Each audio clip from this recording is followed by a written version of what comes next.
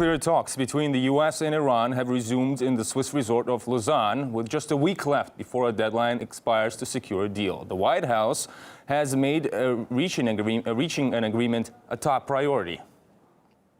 A nuclear deal now can help open the door to a brighter future for you, the Iranian people. We want the right deal that would make the world, including the United States and our closest allies and partners, safer and more secure. Some, though, are not as enthusiastic about the deal. It's drawn heavy criticism from conservative lawmakers in Washington and also from some of America's top international allies. Israel is one of them. Iran has proven time and again that it cannot be trusted. This regime will always be an enemy of America. No Israeli leader will ever accept a nuclear Iran. The Iranian threat is paramount. We're looking at the deal that's being contemplated right now. It's an unmitigated disaster. And it's not just Israel. Iran's longtime enemy, Saudi Arabia, isn't happy either. Riyadh has warned it may expand its own nuclear program if Tehran is allowed to continue enriching uranium. The Saudi royal family says Washington is wasting its time trying to strike a deal. America is shooting itself in the foot. Appeasement hasn't worked in the past, and I don't think it will work in the 21st century. But despite Saudi opposition, the U.S. State Department believes a deal can be reached before the deadline. For more on this, I'm joined live by Hooshang Amirahmadi, founder and president of the American-Iranian Council.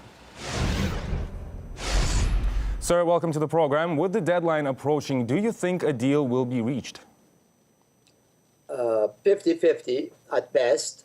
I think I will put the odds in favor of not. Then yes, there are a lot of issues in the middle yet. I believe there is a lot of dream thinking and optimism that is not warranted.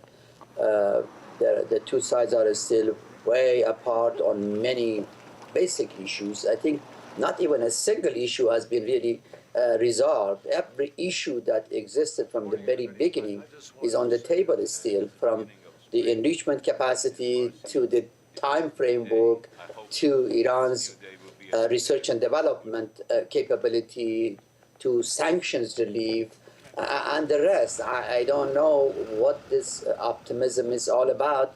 I think a major game is being played here, and I think it's a very sophisticated game that the White House is playing in this so-called negotiation. I don't think that there is a negotiation. After all, there was supposed to be a 5+1 that includes Russia, China, France, UK, Germany. But it seems to me that for all practical purposes, Russia and China is basically have disappeared, and Germans as well. And so basically, you are really dealing with the U.S. and to some extent France, who is on the other side. So I feel like, there isn't anything going out there except for the hype.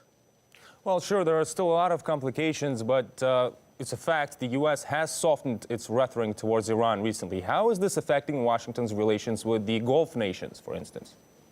I believe the U.S., as I said, playing a very sophisticated game with Iran, and that is, it is trying to disarm Iran of its nuclear program to begin with, and then to bring on the table afterward, whatever problems that it has with Iran. And what that means is that it's going to make Iran make commitments to a nuclear deal, and then walk away from its own commitment and impose on Iran other demands in the aftermath of the deal. So I think what the U.S. is telling Israelis and Saudis is that, listen, wait until I get this deal, and then you will see what happens thereafter. And I'm not sure if that thereafter is at all good for Iran. It really will. It's a very dangerous thereafter for Iran. I feel very bad for Iran, and I am not sure if this deal, even if it is made, will sustain itself. Iran is also said to be supporting the Houthi rebels in Yemen, where Saudi Arabia is now leading an intervention. Could this have an impact on the nuclear negotiations as well? Again, this is another part of that sophisticated game.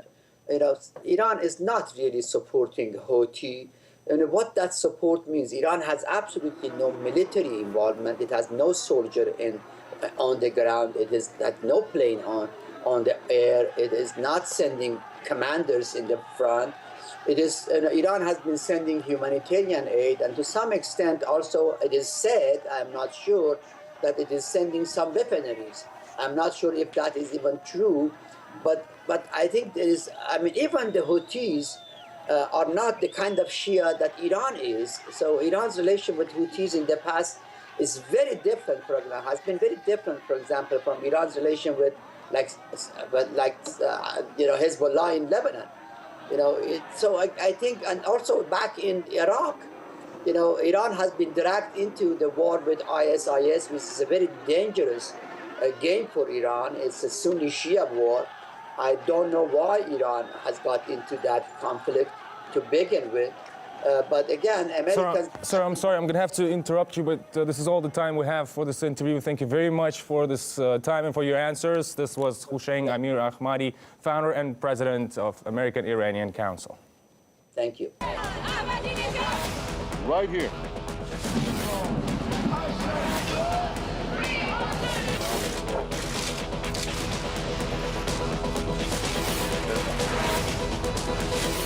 So we'll see where we go.